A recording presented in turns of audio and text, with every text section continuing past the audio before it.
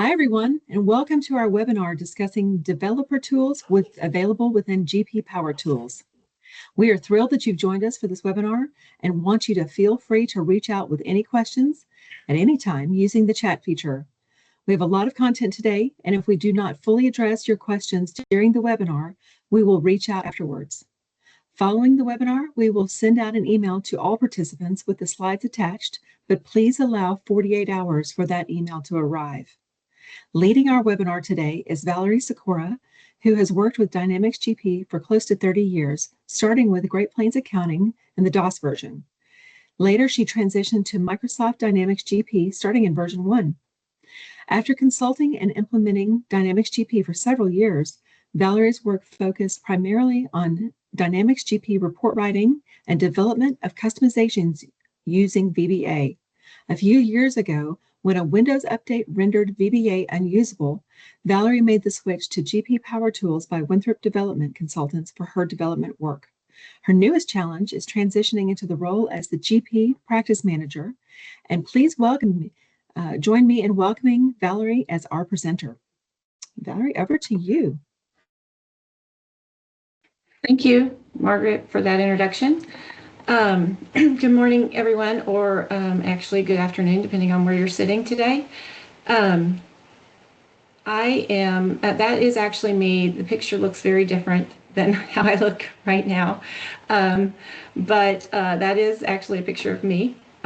Like Margaret said, if you have any questions, please use the chat. And if Margaret or somebody can tell me if there's a question that comes in, I'll stop and try and answer it while we're going along. I would be happy to do that. Thank you. Okay, so let's go ahead and get started. I'm going to talk to you today about the GP Power Tools developer tools. It's part of the Winthrop suite of products. It's a third party, just like other third parties that you probably have loaded on your system. And it basically allows you to create customizations within the interface of Dynamics GP. If you were with us in September, Natalie Avery gave a really good demonstration of the administrator and database tools that are also available through the Winthrop Power Tools suite of products. And if you didn't see that, I have a link at the end of this presentation where you can go and actually watch the video of that presentation. She showed so many great features with that product. But today I'm just going to explain the features and the benefits of using GP Power Tools developer tool, particularly if you've done any other development in GP, if you've done VBA development, if you've had VBA development done for you, or if you've done Dexterity or .NET development. I'm going to kind of try and show you some of the differences between the products and some of the benefits that we found using GP Power Tools. I'm not going to be giving you a training session today, but I am going to give you a quick demo on how I got some things to work and to sort of give you an idea of what you can do with this product, what you could get somebody else to do for you with this product if you want, and just sort of get your mind, thinking about what's possible for you. So basically, the developer tools allows you to write customizations for Dynamics GP. And basically a customization can be, if you want to add or change functionality to a GP window, if you want to prevent triggers from executing, or if you want to change what happens in a trigger that comes with the standard GP functionality. If you want to change some of that, you can do that. You can add fields to report writers using GP Power Tools. If you've ever tried to link a table in GP report writer and find that you can't because of the linking rules that GP has that are somewhat arbitrary, you just sort of bypass that with this tool. Makes it so much easier. As opposed to some of the other products like Dexterity, you can actually work with all of the dictionaries in GP. So if you have a third party like Horizons or manufacturing or human resources, you can actually work with those dictionaries just as easily as you can with the GP ones. And it really doesn't make any difference. It doesn't really care. It's just as easy. You don't have to do anything special to make that work. For us in the LBMC technology practice, we had a bunch of VBA customizations in our client offices. And we found that as they started upgrading to Windows 2019, that basically GP crashed if you opened a window or a report that had VBA on it. And so we, at that point, began trying to figure out how to rewrite these VBA customizations. And we found this developer tool, and it's been fantastic. We've had a lot of success with it. And not only were we able to rewrite the customizations, but we found that life was so much easier using this product versus VBA. So the benefits that we found when we're using the developer tools from GP Power Tools are immense, but here's a few of them. The first one is that you don't really need anything other than getting the GP subscription. It's an annual subscription. It's very reasonable. And you install it like any other third party that you have. When you're doing your upgrades, you'll install GP Power Tools on all your servers, and then you're basically done. You don't have to go around to any other workstation again unless you upgrade again. You basically tell it in GP Power Tools from within the GP program that you want to start using this customization. You don't have to have an external tool like Visual Studio or anything like that to make this work. You don't have to copy files all over the place to all the workstations. You don't have to copy chunk files and install it when you go into GP, or copy DLL files or VBA files. If you've ever worked with VBA, you know that you have to copy the VBA files locally. They cannot be shared, and they have to be copied to the C program files folder. And if you have 25 workstations, you could potentially have 25 different versions of your VBA. So it can be very tricky to manage, and it's easy to overwrite. If you were to install an update, you could overwrite your VBA customizations. So that is something that's always been sort of a challenge, just trying to manage all of that. Within GP Power Tools, you can mix and match your languages. So for me, I'm not a Dexterity programmer, but I am pretty fluent in SQL. And so I incorporate SQL into my customizations on the developer tool as much as I can, just because that's my comfort zone. But if you're a Dexterity programmer, you could pick this up and run with it very quickly. And so it allows you to sort of stay in your comfort zone a little bit. You don't have to learn a new language immediately. And like I said, nothing needs to be done to deploy on your workstations. You basically, like I said, from within the GP Power Tools interface, you basically say, I'm ready for this to be deployed. And people on other servers and other workstations will automatically have those customizations available to them once you do that. And that's because the code is actually being stored in SQL. So if you make a change, it's in SQL and it's universal to all your users. It's also being backed up if you're backing up your SQL, which hopefully you are. And so you have a backup. You can restore if you overwrite your customizations or do something you didn't want to do. And so it's really easy to feel secure about these customizations. And when you do your upgrade, you basically just test your customizations. You don't have to do anything. You install the new version of GP Power Tools to match your new version of GP, and you're done. And then just moving it back and forth for me, I do a lot of my customizations on my laptop.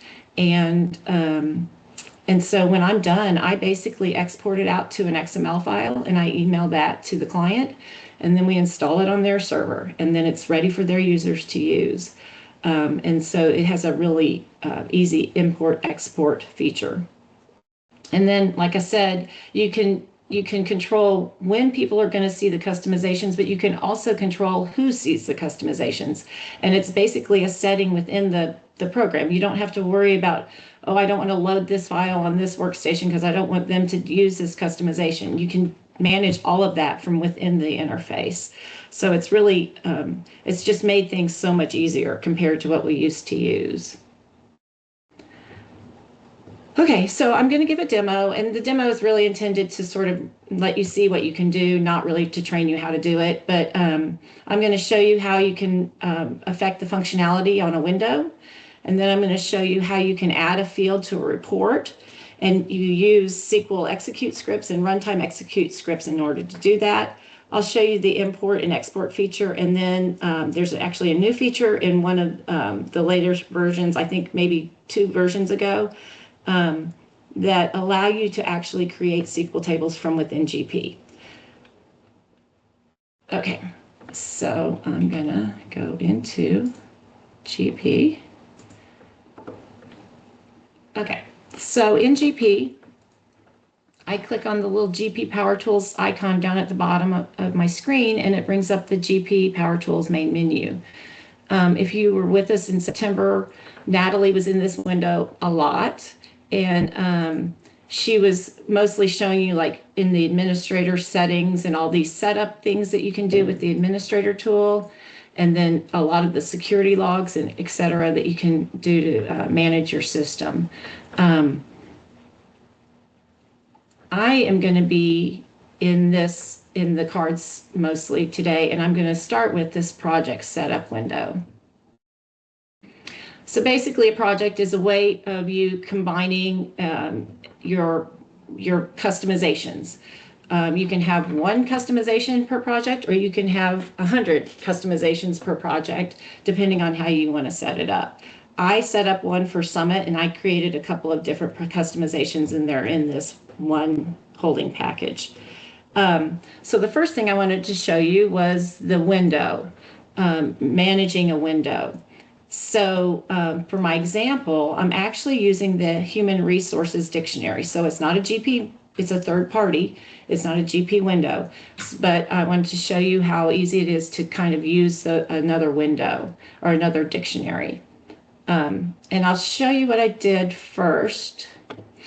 Basically, I modified this employee test window in Human Resources. And what we want to do is after I type in an employee ID, it will actually go to the Microsoft Dynamics GP dictionary into the employee card and show me the position, the location, the hire date, and the adjusted hire date. So I added these 4 fields right under the employee ID. They aren't typically on this window. And I set these so that it's just informational purposes only, but you could actually leave these open for somebody to actually type in a new position and have it right back to the employee card in GP. So basically what I want to do is after I type in the employee ID, I want it to go out to the employer card and an employee card and bring in that information for me. So the first thing I did was I created a trigger. And I have to decide what kind of trigger am I going to set up here. And you have a lot of choices here. And you'll notice that this is customization, but it's sort of a great user interface that it kind of walks you through what you need to do and how you need to do it. And you make a decision and then you have other choices, and you make another decision and you have more choices. So in my case, I'm choosing a focus event because I want to be able to have my code run after somebody focuses on the employee ID and changes the employee ID field. And then I want my code to fill those fields. So I chose a focus event, but you could do a log in, log out event, something that you want to happen every time somebody logs in. You could affect a stored procedure that GP has in, out of the box and change how it works, or stop it from working if you don't want it to work. I mean, you need to be careful about some of those things, but you can do it. And so in my case, I'm going to do a focus event, and I'm going to have the trigger event be when the field value changes. So I've typed in an employee ID. It deploys my code and shows the field information. The other thing I need to decide is over here is it going to happen before GP code runs or after GP code runs? And that's really depends on what you're trying to do. In my case, I'm going to do before. I just want mine to run first. It probably wouldn't matter in my case, but sometimes it does matter. And so what I've done here is I said, okay, I want to do it on my field value change, but I haven't told it yet what field to do it on. And so I had to tell it that I wanted to use the human resources product. And then it's in the form HR test, and it's the employee ID field. So now it knows when I want it to do. And now I go over to this script and I tell it what I want it to do.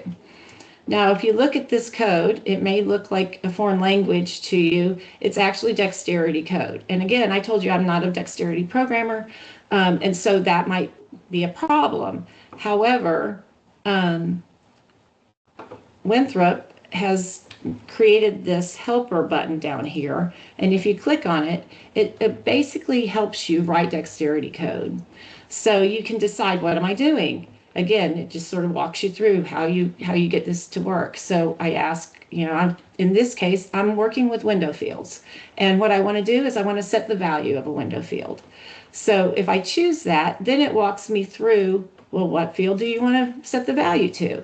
And so I can say, I want to set it to, and I go out and it's telling me what, I'm going out and finding the table. So it's employee tests. And then I'm going to choose this one. And then you can see I have my fields that I created: employee hire date, employee adjusted hire date, employee location, and employee position. So if I select that, then it knows that I want to set the employee position to something. And so if I clicked OK, it would go out, and I'm not going to do that because I've already done that, but it would go out and basically create this section of code for me. And what it's doing is just saying, go to the employee master table, look for the job title, and compare the employee IDs, and then put it into my value, into my employee position. And then I repeated that process again for the location, and then the employee hire date, and the employee adjusted hire date. So I'll save this, close this, and I'll open this, and it asks me if I want to start my triggers, which I do, because that's how I get my code to execute. And so if I type in or select, I could type in or select, it doesn't matter, an employee, it actually populates my 4 fields with the information from the employee card. So if I choose the employee card, you can see the position TEC, the location primary, the hire date 5/15, and the adjusted hire date 5/15/23. So it's doing what I want it to do. And if I scroll through, it actually changes based on what employee I have. So this is how I want it to, perform. I don't know if you noticed or not, but in order to test this, I did not have to save this project, go to HR payroll, go into the employee tests and test it. I could test it right from this window. So I'm not going back and forth in between a bunch of windows and navigating to different modules, etc. It's a simple test. If it wasn't working, I could go back in here and make a change and test it again. And it's really, it just really makes it fast and easy to get around in. Okay, so the next thing I wanted to show you was how to add a field to a report. And like I said before, if you've ever tried to add a new table to a report, you go into link tables and you can't find it. And it's because there's already a one-to-many relationship, or there's no link that GP has inherent in between the 2 tables that you're trying to link. And so it just really makes it can make it very difficult to get fields onto a report if you're trying to do something that's a little bit out of the box. So in this case, I went in, and first thing I did was I created a SQL execute script. And I'll open this up for you. And basically, like I said, I'm a SQL person, so I prefer to work here, and I like to be able to make sure that what I'm trying to get is the right information here. And then I can move on and create the report writer function. So what I've done is I've created a SQL script that basically goes out and gets the PO number, the PO type, the promise date, and the line number from the PO. And in my case, what I'm doing is I'm adding the promise date to the line item of the PO blank form. And so basically what I need to do is, in order to do that, because I'm putting the promise date on the line item, I need to find the PO number and the line item number. And so first thing I did was I created this parameter ID, and I went out and said, I'm gonna search for the PO number, the PO type, which is like blanket or dropship or standard PO type, and then the line item, which GP calls ORD in the PO module. So I've got these parameters in here, and then I added the parameters down here by using this parameters button that's available to me. So it basically goes out and says, okay, where the PO number is equal to the first parameter, and the PO type is equal to the second parameter, and the PO line number is equal to the third parameter.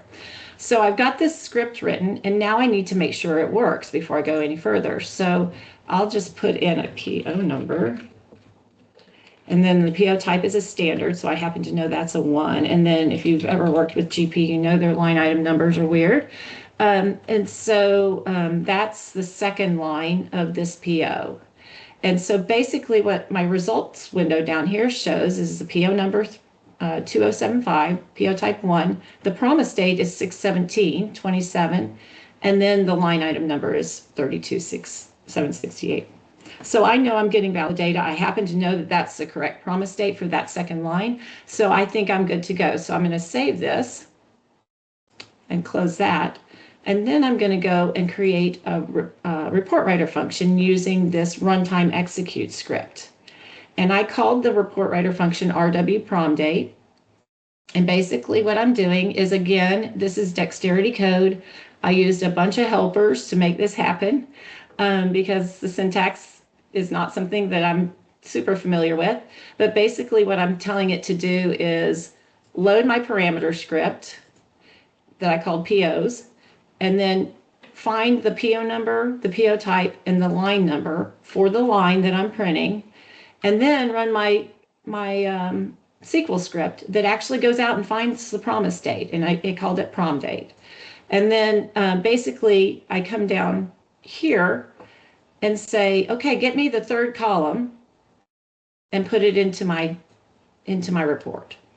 So this is a lot of Dexterity code, and like I said, it's not a training session, but I just know that I don't do Dexterity programming a lot, and the helpers really got me through this.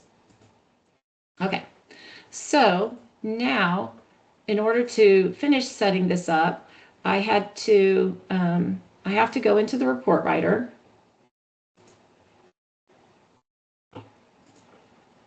And pull up my PO report, go into the layout, and go to a calculated field. And I actually created a calculated field called promise date. And what I did was I created a calculated field that's going to result in a string. It's a date, but it's a string as far as GP is concerned. And then I'm using this function that's inherent in GP called the table line string, because I'm putting in a string on the line. And then I go back to my report writer function that I created called RW prom date. And then I pass in the parameters that I need, the PO number, the PO type, the PO line. This would be for component, it's 0 here. And then the third value in my script is what I want to show up. And then the last thing I did to make this work is I just drug my calculated field out onto the line of my document in the layout so that it will actually print on my document. Okay, so now I'm all done with that. And I'm going to go back into GP and we'll test this and see if it works. So if I go into purchasing and I go into purchase order entry. I'm going to use the same PO that I used earlier. And just so you see, I have on line number 1, my current promise date is 5/15/27. And on line number 2, my current promise date is 6/17/27. So now I'm going to print this document. I'm doing the blank paper one. And I'll print it to the screen, and I'm using the standard report type. And you can see that I have the promise date 5/15 on line 1 and 6/17 on line 2. And I did print this using the GP standard report, but you can have these fields print on Word templates just the same as you do any other calculated field that you have in Report Writer. You just basically have to put that in your mail merge file and bring it out onto your Word template. So it works seamlessly as far as that is concerned. So while I was showing you that, I actually showed you SQL execute scripts and runtime execute scripts. I wanted to show you a few more things about these items. And if I go down here, so I created another SQL execute script, and basically this script just says, show me what is promised to arrive from my PO line items for a month and year that I type in. And that's something that maybe you would want to see on a monthly basis, somebody in your organization would want to have to be able to look at. However, you don't really want to give them rights to this because they could come in here and accidentally type in something wrong here and save it, and then this is not usable. So what you can do is you can actually publish to the executor window. And then you can also decide who is going to see this. And this little icon with the people on it is available in multiple places. You can do it for the whole project, you can do it for a trigger, you can do it for these scripts. So, so you can decide who gets to see or execute this customization. And you can decide by user, by company, by class, and then a couple of 3 different types of security IDs. So for example, if I'm testing this, I may want to just have this customization available in my test company. And so my users that can get into the test company can go in, give it a try, see if it's working. And then once they decide something's working, then you can come back in here and just say, okay, all users, all companies.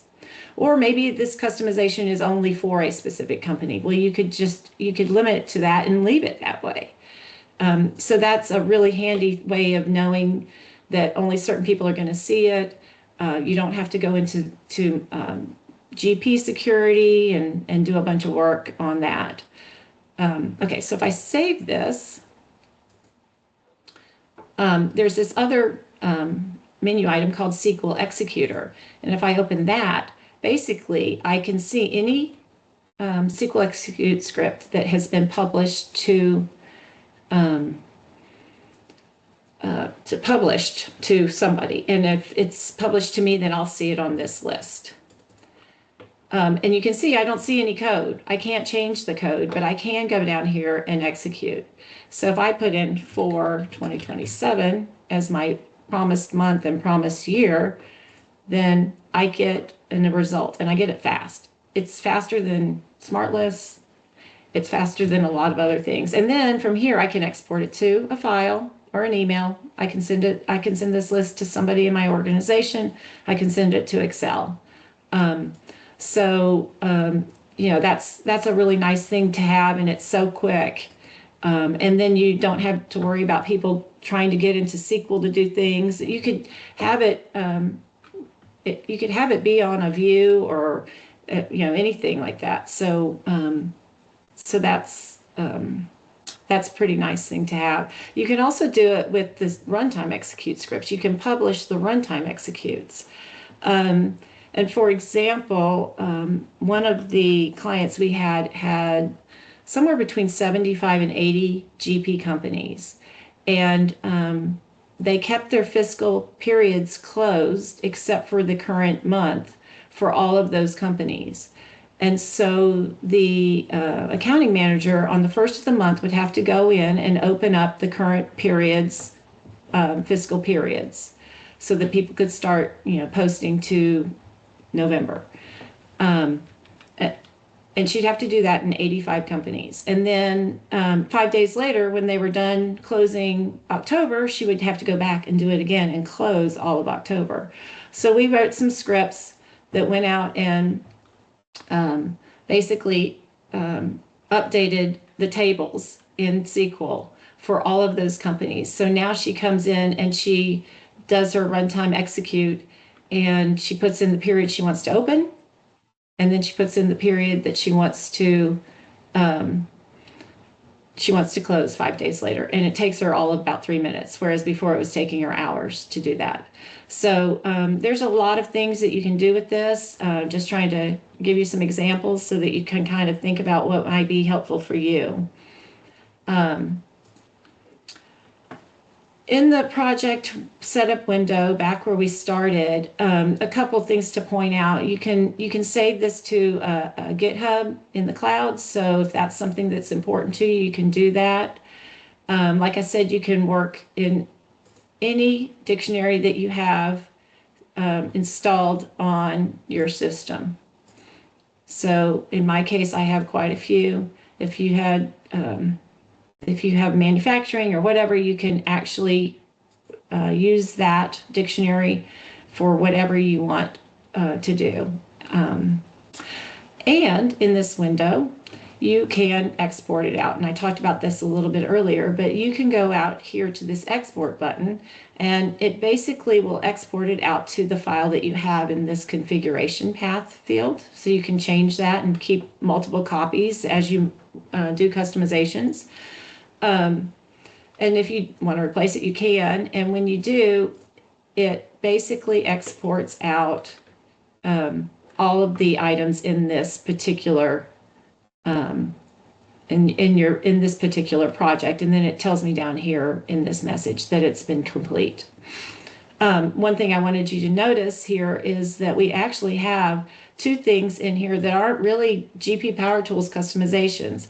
I had modified my report where I added on the promise date to the line item, and then I had modified this window in HR Tests to add those 4 extra fields. So GP Power Tools is smart enough to know that those particular customizations, and I have lots of reports, but it happens to know that this report is part of this customization. So when I export it out, it actually will create a package file to be installed using customization maintenance within GP, and an XML file to allow you to import in the GP Power Tools customizations. And the way you do that is you open up this window and you click import. Navigate to the file and it will import your customizations. So pretty easy. If I make a change for a client and they already have it, I send them a new update. They come in here, they save it, they import it, and it's done. It's done for every single user on their system. So it's really easy to maintain. There's also this configuration import-export feature here, which would allow you to import customizations for more than one project. If you have multiple projects and you want to send a bunch of projects to a client, then you can definitely do them all at once, and they'll all be in one XML file. So it's a really simple thing to do. And then they can import from this same window if they want to import that. The last thing that I wanted to show you is this custom table setup. And this is the new product, or the new feature that I was telling you about earlier. And basically this allows you to create a SQL table from within GP, which, not a lot of people necessarily need to do that, but certainly if you have a customization where you're trying to save additional data and there's no place for you to put it in GP, and you create a custom SQL table, this is a really great tool to do that, because it allows you to create the table here. And I have an example. It's called LBMC test table. And if I go over to SQL, no. You can see I don't have that table in my SQL environment at this point. So you can create fields. You can decide if it's a string or a date or a currency or an integer. You can decide the length. You can add indexes so that if a certain field needs to sort by a certain field automatically, then you can add indexes to it. You can also come up here and you can add the Dex row TS and the Dex row ID if you want to. You don't have to, that's an option. But the fantastic thing about this window is if you check this auto create, if you have 80 companies and you're creating a new table, it will automatically create it for all of those 80 companies for you at the same time. So even if you're doing copy and paste in SQL, it's going to take you some time to get a new table set up in a whole bunch of different databases. So if I click create, and then it'll tell me, this is your list of companies. I have one company, but if you had multiple companies, they would all be listed here. And then you could decide if you really actually needed the table to be created in that company. If I click OK, it says the table has been created. That fast, it's done. And so if I go over here and refresh, there's my LBMC test table, and I'll just select the top rows. So you can see that it created test field 1, test field 2, Dex row TS, and Dex row ID because I checked those boxes.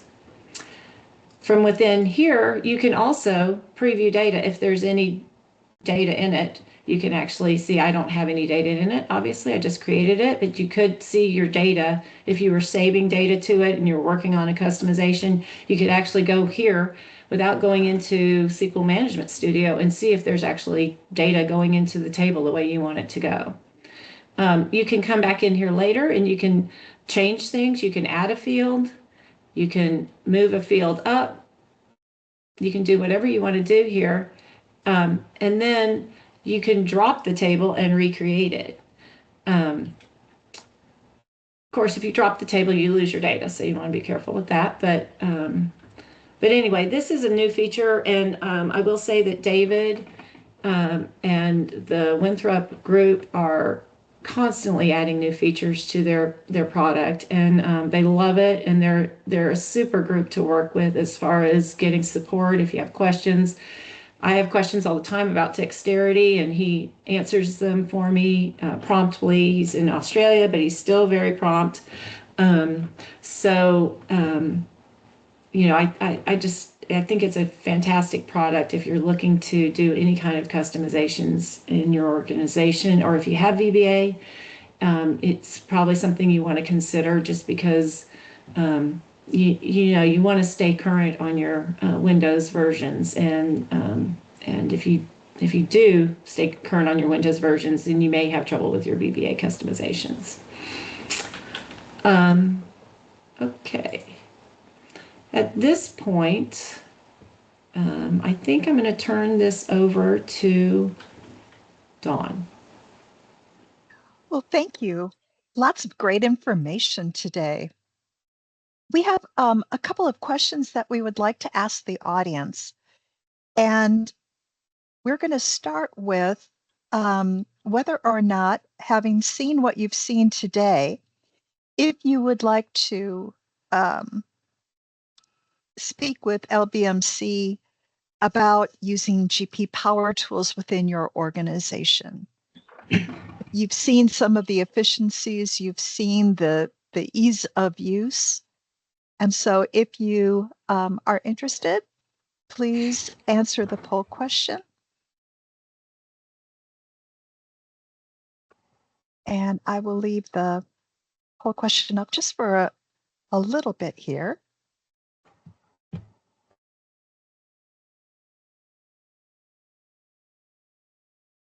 Okay, I'm going to wrap this up. Have another question for you.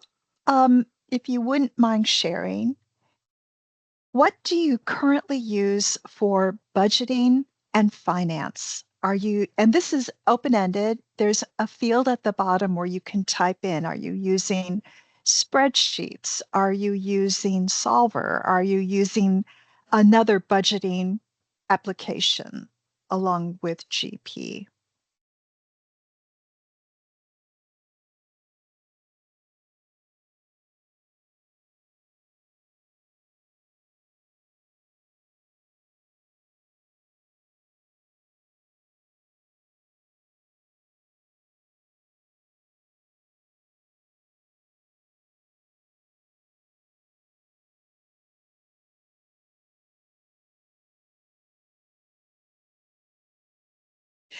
So it comes as no surprise. We had Excel has shown up and lots of spreadsheets has shown up. So that is pretty typical. Let's see. All right. And then the final question that I would like to ask everyone is, this is the last live GP office hour session that we'll have in 2025. We have 2 on-demand webinars for year-end closing. I'd also like to remind you that if you would like to have help from LBMC Tech on your year-end close, we're available to help you with that. But thinking ahead to 2026, what topics would you like to see us cover on GP office hours? This is your chance to weigh in and let us know what you'd like our consultants to focus on and maybe do a deep dive. So you can just enter your response down below. Again, this is open-ended.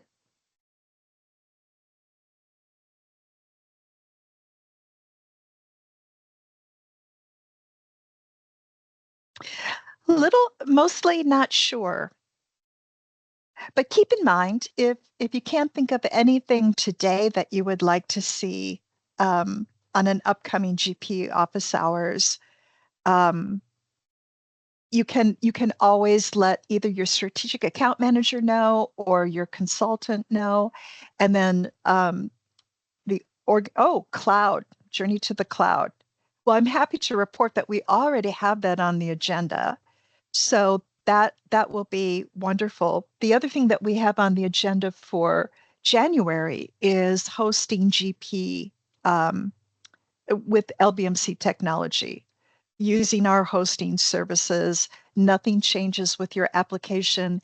It's just that you don't have to maintain the hardware and the infrastructure. You can free yourself of those costs and be able to use our services for that. So thank you everyone for your feedback. I appreciate that. I want to thank Valerie for her presentation today.